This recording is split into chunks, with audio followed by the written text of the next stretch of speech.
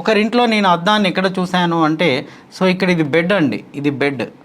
ఈ బెడ్కి ఏం చేశారు అంటే దీనికి మిర్రర్ను డిజైన్ చేశారండి. బెడ్కి ఇటువైపు మిర్రర్, చాలా పెద్ద మిర్రర్ ఉంది.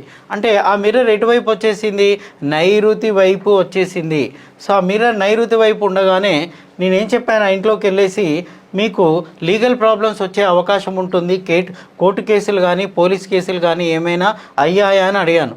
అవునండి అయ్యాయి అని అన్నారు. మీరు ఏం చూడలేదు, ఇది మాత్రమే చూసి చెప్తున్నారు. ఎలా చెప్పారు, నైరుతిలో మాకు డ్యామేజ్ ఏమి లేదు, నైరుతిలో టాయిలెట్ ఏం కట్టలేదు మేము, మరి చాలా జాగ్రత్త పడ్డాము, ఎలా చెప్పారు అంటే ఇక్కడ మాస్టర్ బెడ్రూమ్లో ఉన్న బెడ్ ఉంది చూడండి, బెడ్కు డిజైన్ చేశారు, పెద్ద మిర్రర్ డిజైన్గా ఉంది. సో అది ఎటువైపు ఉంది, నైరుతి వైపు ఉంది. సో దానివల్ల నైరుతి చేసే మాయ ఏంటండి, లీగల్ ప్రాబ్లమ్స్. నా వీడియోలలో నైరుతి గురించి చాలా బ్రహ్మాండంగా చర్చించానండి. నైరుతి దోషం ఉంటే ఎలాంటి లక్షణాలు వస్తాయో చాలా లక్షణాలు చెప్పాను. మీరు యూట్యూబ్లో సెర్చ్ చేసుకోండి నైరుతి వీడియోలో. సో నేను చాలా డీటెయిల్స్ ఇచ్చాను. ఇక్కడ చూడండి, ఈ బెడ్కు నైరుతి దిక్కు మీరు ఏం చేశారు, ఆయన మిర్రర్ అరేంజ్ చేయండి. అంటే నైరుతి పెరిగిపోయింది అంటే ఎటువైపు మిర్రర్ ఉంటే ఆ ఏరియా డబుల్గా మారే అవకాశం ఉందన్నమాట.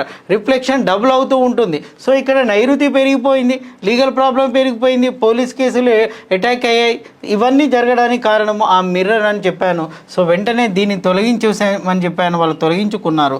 సో కారణం ఏంది అని అంటే ఇక్కడ మిర్రర్ ఉండడమే.